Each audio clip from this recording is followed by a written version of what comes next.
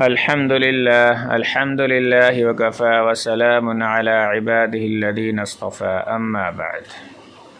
نبی کریم صلی اللہ علیہ وسلم نے ارشاد فرمایا کہ جس شخص نے یوم عرفہ کا روزہ رکھا اس کے 2 سال کے گناہ معاف کر دیے جاتے ہیں، ایک گزشتہ سال کے اور ایک آنے والے سال کے۔ تو گویا کہ یوم عرفہ کی فضیلت یعنی 9 ذی الحجہ کے روزے کی فضیلت نبی کریم صلی اللہ علیہ وسلم نے یہ بیان فرمائی ہے کہ جو شخص بھی 9 ذی الحجہ کا یعنی یوم عرفہ کا روزہ رکھے گا، اللہ تعالیٰ اس کے 2 سال کے گناہ معاف کر دیں گے، ایک گزشتہ سال کے گناہ معاف کیے جائیں گے اور ایک آنے والے سال کے۔ لیکن یہاں پر ہمیں یہ یاد رکھنا چاہیے کہ ان گناہوں سے مراد گناہ صغیرہ ہیں، گناہ کبیرہ نہیں ہے، کیونکہ گناہ کبیرہ بڑے بڑے جو گناہ ہوتے ہیں وہ صرف اللہ تبارک و تعالیٰ اسی بندے کے معاف کرتے ہیں جو ان گناہوں سے توبہ کرتا ہے، استغفار کرتا ہے، اللہ تعالیٰ کے حضور میں روتا ہے، گڑ گڑاتا ہے، تو پھر گناہ کبیرہ بھی معاف ہو جاتے ہیں۔ یوم عرفہ ایک بے انتہا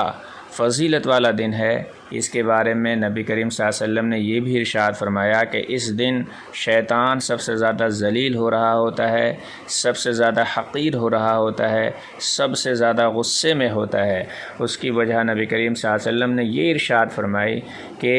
یوم عرفہ میں اللہ تبارک و تعالیٰ کی رحمت کا نزول کثرت سے ہوتا ہے اور اللہ تعالیٰ بڑے بڑے گناہوں کو معاف کرتے ہیں۔ تو یہ فطری بات ہے اور یہ سمجھ میں آنے والی بات ہے کہ شیطان جو لوگوں سے گناہ کراتا ہے، لوگوں کی آخرت کو برباد کرتا ہے، لوگوں کو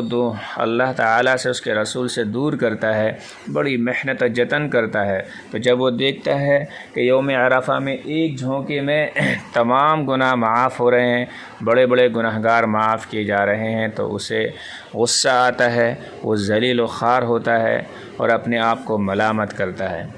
تو یوم عرفہ کی یہ فضیلت نبی کریم صلی اللہ علیہ وسلم نے ارشاد فرمائی۔ اسی طرح سے